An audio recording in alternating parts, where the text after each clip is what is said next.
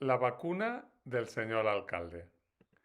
Un dels mantres que solc repetir és que a l'estat espanyol, a la monarquia espanyola, amb els avatars del nostre segle XIX i el fracàs dels tres intents profundament democratitzadors, 1808, 1820-23 i 1868-1874, l'alta burgesia, les classes dominants, l'oligarquia, es van empeltar d'ideologia nobiliària.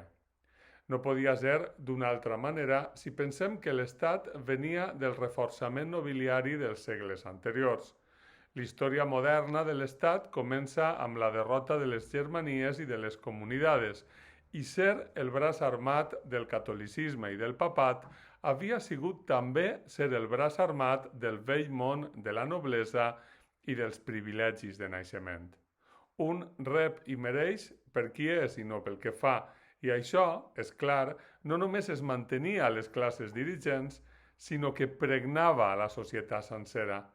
Com sabem, a més, al segle XX encara hauríem d'afegir un altre fracàs, el de 1931-1939, reprimit a sang i foc per bloquejar qualsevol intent vertader de canviar aquest estat de coses.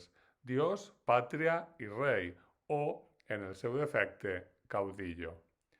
Això té conseqüències quotidianes absolutament naturalitzades.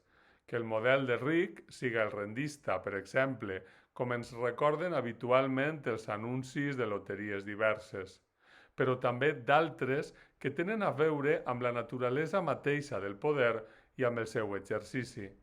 I amb l'assumpte aquest dels fraus d'alguns per vacunar-se abans d'hora, hem tingut un altre exemple excel·lent. Arribar al poder, encara que siga el poder municipal, és viscut com l'accés a privilegis.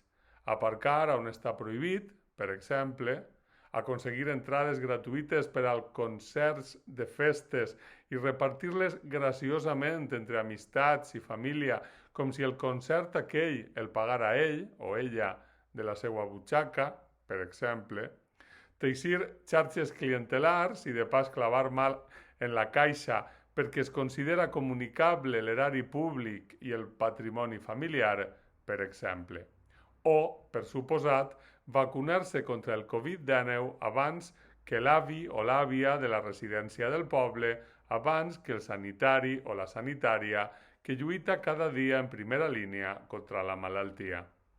Això, evidentment, implica que les vacunes s'han de rebre perquè sí, per ser qui s'és, sense criteris objectius.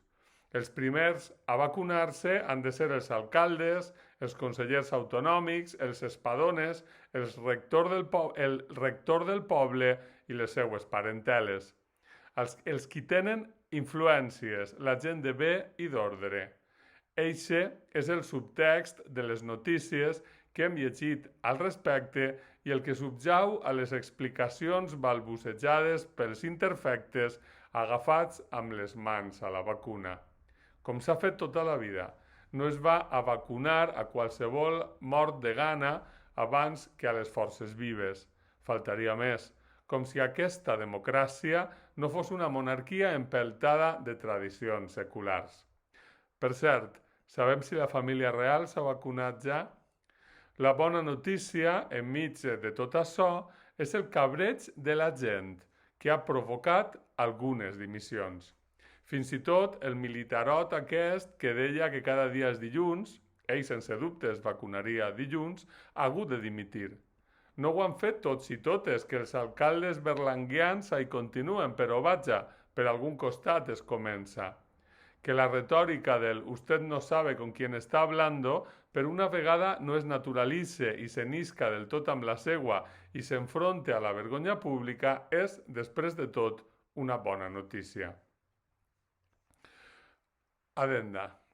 Vull expressar des d'aquest raconet tota la meva solidaritat amb Moisès Vizcaíno i la gent de nosaltres, la veu, l'equip de la veu.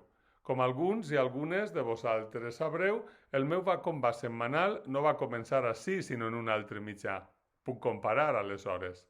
A nosaltres la veu he trobat no només un espai de llibertat, sinó un lloc on es valora la meva tasca setmanal de dir el que pense i fer-ho argumentadament en valencià i escrit de la millor manera que sé. Si nosaltres la veu no existirà, caldria inventar-ho, però existeix. Aleshores, caldrà cuidar-lo i defendre'l.